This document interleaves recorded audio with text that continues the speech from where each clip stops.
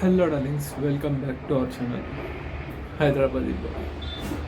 So darlings, ఈరోజు video వచ్చేసి ఏంటి అంటే, లాస్ట్ మంత్ 23rd మన ఇండియాలో కాశ్మీర్లో అయితే పహల్గామ్లో ఒక టెర్రరిస్ట్ అటాక్ అయితే జరిగింది.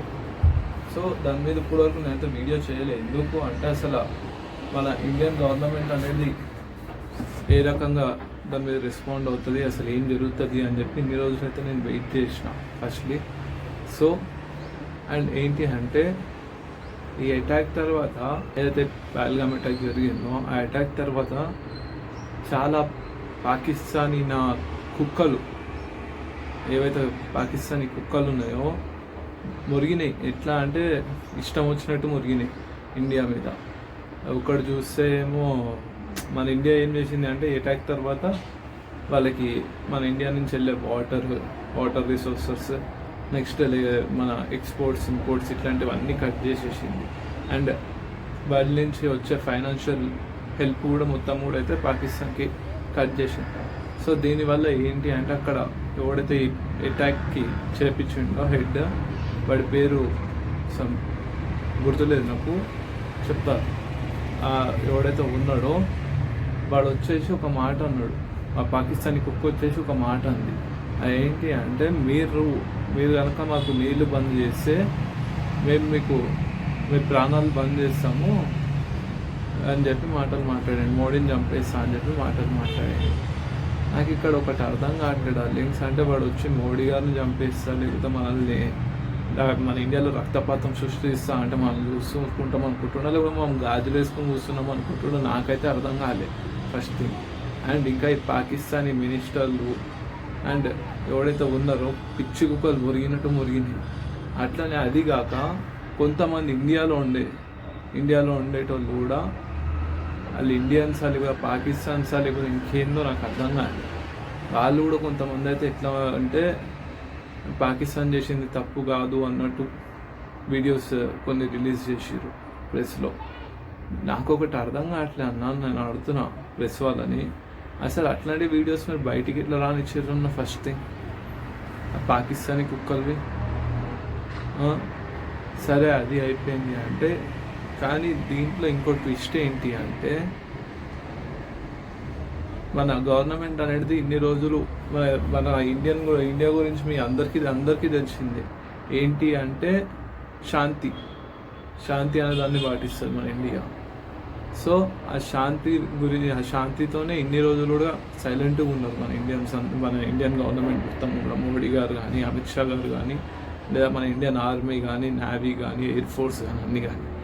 కానీ ఏంటి అంటే, మనం శాంతిగా ఉంటున్నాము అని చెప్పి ఆ పాకిస్తానీ కుక్కలు రెచ్చిపోయి మురుగుతున్నాయి అని చెప్పి మనం కూడా పట్టించుకోలే. కుక్కలు రోడ్డు మీద ఏనుగు వెళ్తుంటే కుక్కలు మురుగుతాయి అన్నట్టు మనం పట్టించుకోలే.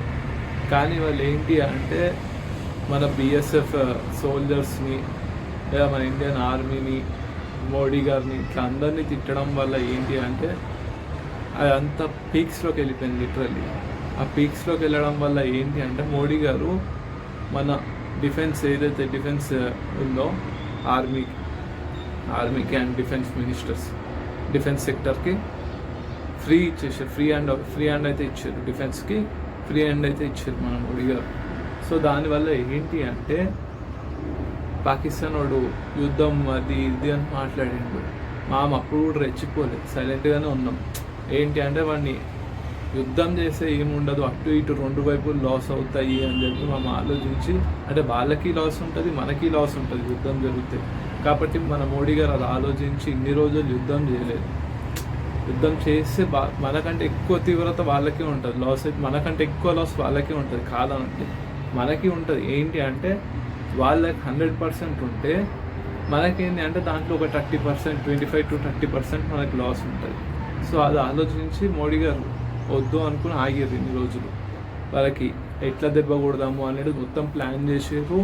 ఎట్లా అంటే, వాళ్ళకి బయట నుంచి వచ్చే మన ఇండియా నుంచి వెళ్ళే ఎక్స్పోర్ట్స్ ఇంపోర్ట్స్ కానీ, లేదా మన ఇండియాలో ఉన్న పాకిస్తానీ సిటిజన్స్ ఎవరైతే ఉన్నారో వాళ్ళని కానీ అందరినీ రిటర్న్ పంపించేసారు. ఈ ఎక్స్పోర్ట్స్ ఇంపోర్ట్స్ అన్నీ కూడా ఆపేసారు ఇండియా నుంచి వెళ్ళేటివి. అది కాకుండా ఏంటి అంటే నేషనల్ అండ్ ఇంటర్నేషనల్ బ్యాంక్స్కి రిక్వెస్ట్ అయితే పెట్టారు మోడీ గారు మన ఫైనాన్స్ మినిస్టర్ గారు, మన ఇండియన్ ఫైనాన్స్ మినిస్టర్ గారు లెటర్స్ అయితే పెట్టారు నేషనల్ అండ్ ఇంటర్నేషనల్ బ్యాంక్స్కి. ఏమని అంటే పాకిస్తాన్కి ఎవ్వరు కూడా సహాయం చేయకండి, ఎందుకు అంటే మీరు చేసిన సహాయంతో, మీరు ఇచ్చే డబ్బులతో వాళ్ళు టెర్రరిజాన్ని పెంచుతున్నారు వాళ్ళ దేశంలో. అండ్ వాళ్ళు అది పెంచుడుతో ఇండియా మీద ఉసిగొలుపుతారు టెర్రరిస్టులు అని చెప్పి అందరికీ కూడా లెటర్స్ పెట్టారు. సో దానివల్ల ఏంటి అంటే పాకిస్తాన్లో ఫస్ట్ థింగ్ వాటర్ కట్ అయిపోయింది. ఇండియా నుంచి వెళ్ళే వాటర్ అనేది కట్ అయిపోయింది. ఆ వాటర్ కట్ అయిపోవడం వల్ల ఏంటి అంటే పాకిస్తాన్ జనాలు చాలా మటుకి తిరుగుబడితనం వచ్చింది. సో అది కాక ఈ ఫైనాన్షియల్ ఏదైతే ఉందో, ఈ ఫైనాన్షియల్ అంతా కూడా కట్ చేయడం వల్ల, ఫైనాన్షియల్ మొత్తం కట్ చేయడం వల్ల కూడా పాకిస్తాన్కి చాలా పెద్ద దెబ్బ తాకింది.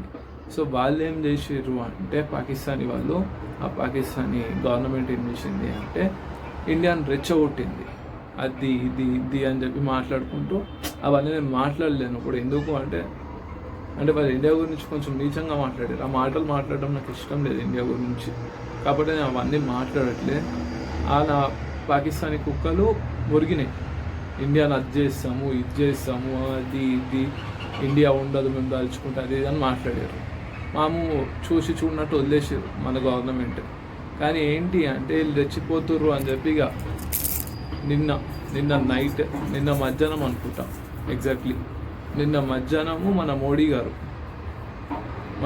గారు మొత్తం మన ఇండియాలో ఉన్న అన్ని స్టేట్స్కి, అండ్ అట్లాగే మన ఇండియాలో ఉన్న అన్ని స్టేట్స్కి మన మోడీ గారు ఏంటి అంటే మన ఇండియాలో ఉన్న అన్ని స్టేట్స్కి కూడా ఒక ఇదైతే పాస్ చేశారు, ఒక ఆర్డర్ అయితే పాస్ చేశారు. అదేంటి అంటే ఆర్మీ మోక్ డ్రిల్స్. అంటే ఆర్మీ అసలు ఏం చేశారు, మాక్ డ్రిల్స్ అంటే ఏంటి అంటే టెర్రరిస్టులు వచ్చినప్పుడు జనాలు ఇట్లా సేవ్ అవుతారు అనేది ఒక మాక్ డ్రిల్స్ అయితే ప్రతి స్టేట్లో కూడా చేపిస్తారు. అది ఆల్రెడీ ఇవాళ మార్నింగ్ నుంచి స్టార్ట్ అయినాయి మాక్ డ్రిల్స్ అనేటివి. సో అవి అయితే జరుగుతూనే ఉన్నాయి. అండ్ అది కాకుండా ఇంకోటి ఏంటి అంటే ఈ పాకిస్తానీ కుక్కలు మొరిగినాయి కదా ఇన్ని రోజులు, మరి వాళ్ళ నోళ్ళకి వెయ్యాలి కదా. సో దానికోసం అని చెప్పి ఏంటి అంటే మన మోడీ గారు అండ్ మన ఇండియా గవర్నమెంట్ డిసైడ్ అయ్యి ఆపరేషన్ సింధూర్ అని చెప్పి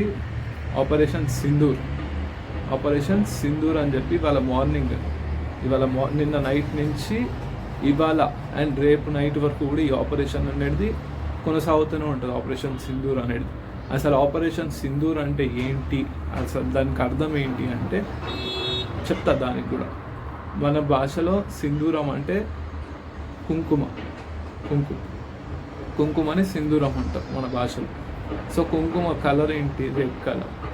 సో ఆపరేషన్ సింధూర్ అంటే ఆపరేషన్ రెడ్, ఇండైరెక్ట్గా ఆపరేషన్ రెడ్ అని దాని అర్థం. సో ఈ ఆపరేషన్ సింధూర్లో భాగంగానే మన Indian government and Indian army, navy and air forces అన్నీ కూడా కలిపి పాకిస్తాన్లో ఉన్న టెర్రరిస్టులను అందరినీ మట్టుబెట్టే ఇదైతే చేస్తున్నారు.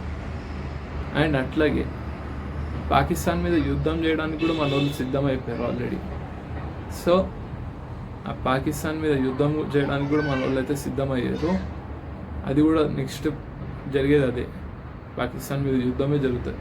సో ఇక్కడ పాకిస్తాన్కి ఇండియాకి యుద్ధం జరిగితే ఎవరు గెలుస్తారు అనే దానికి అందరికీ డౌట్స్ ఉన్నాయి. సో ఈ పాకిస్తాన్కి ఇండియాకి అలా పాకిస్తాన్కి మన ఇండియాకి ఒకవేళ యుద్ధం అనేది జరిగితే ఎవరు గెలుస్తారు అని చెప్పి అందరికీ డౌట్స్ అయితే ఉన్నాయి. సో దానికి డౌట్స్ కూడా నేను క్లారిఫై చేస్తాను. మన ఇండియాతో ఒకవేళ పాకిస్తానే కనుక యుద్ధం చేస్తే కరెక్ట్గా చెప్తున్నా, కరెక్ట్ వారం రోజుల్లో పాకిస్తాన్ నేలమట్టం అయిపోతుంది, మొత్తం నేలమట్టం అయిపోతుంది. అది పాకిస్తాన్కి కూడా తెలుసు. కానీ ఏంటి అంటే వాళ్ళు రెచ్చగొడుతారు, ఏదో వాళ్ళ దగ్గర టెర్రరిస్టులు ఉన్నారు లేకపోతే ఇంకేదో ఉంది అని చెప్పి వాళ్ళు రెచ్చగొడుతారు. కానీ ఇక్కడ వాళ్ళకి అర్థం కానిది ఏంటి అంటే యునైటెడ్ నేషన్స్లో అన్నీ కూడా మనకే సపోర్ట్ చేస్తున్నాయి, ఒక చైనా తప్ప మిగతా దేశాలన్నీ కూడా మన ఇండియాకే సపోర్ట్ చేస్తున్నాయి. వాళ్ళు చేసింది తప్పు, మీరు వాళ్ళ మీద ఎట్లాంటి యాక్షన్ అయినా తీసుకొని మేము వెనకాల ఉంటాం. మన అమెరికా ప్రెసిడెంట్ ట్రంప్ గారు కానీ, లేకపోతే రష్యా ప్రెసిడెంట్ గారు కానీ అందరూ కూడా మనకే సపోర్ట్ చేస్తారు. సో మనం అయినా కూడా సపోర్ట్ వచ్చింది, అయినా అన్నీ వచ్చినాయి, కానీ మన మోడీ గారు ఏంటి అంటే శాంతియుద్ధంగా చూద్దాము అని చెప్పి ఇన్ని రోజులు ఆగిరు. కానీ వీళ్ళు ఇట్లనే రెచ్చిపోవడం వల్ల ఇంక ఇవాళ అయితే ఆపరేషన్ సింధూర్ స్టార్ట్ చేసారు. నిన్న నైట్ నుంచి ఆపరేషన్ సింధూర్ అయితే స్టార్ట్ అయింది. సో ఈ ఆపరేషన్ సింధూర్లో మ్యాక్స్ ఎట్టు లేదనుకున్నా కూడా పాకిస్తాన్లో ఉన్న టెర్రరిస్ట్లో 50-60% టెర్రరిస్టులు క్లోజ్ అయిపోతారు నీట్గా. వాళ్ళందరినీ క్లోజ్ చేసేస్తారు మన ఆర్మీ, ఎయిర్ ఫోర్స్ అన్నీ కూడా వెళ్ళి. అండ్ అట్లనే పాకిస్తాన్తో యుద్ధం జరిగితే గెలిచేది ఎవరు అంటే అది మనమే. ఎందుకు అంటే మన ఇండియన్ ఆర్మీ తలుచుకుంటే వేరే లెవెల్లో చేస్తుంది లిటరల్లీ. ఎందుకు అంటే వాళ్ళకున్న ఆర్మీ, పాకిస్తాన్ వాళ్ళ దగ్గర ఉన్న ఆర్మీ మొత్తం తిప్పి కొడితే ఒక 8 లక్షల మంది ఉంటారు, 7-8 లక్షల మంది.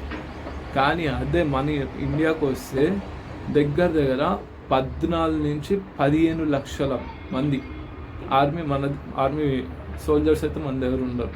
అండ్ నేవీ కానీ లేకపోతే ఎయిర్ ఫోర్స్ కానీ మొత్తం చూసుకుంటే అన్నిటికంటే ఎక్కువ మనదే ఉంటుంది, పాకిస్తాన్ కంటే ఎక్కువ మనమే ఉంటుంది.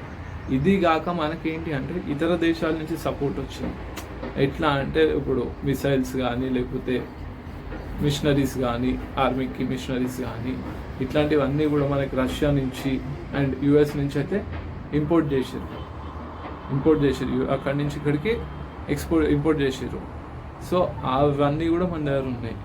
మనం కరెక్ట్గా మన ఇండియన్ ఆర్మీ కనుక కరెక్ట్గా యుద్ధం చేస్తే పాకిస్తాన్ వాళ్ళతో 5 గంటల్లో పాకిస్తాన్ నేలమట్టం.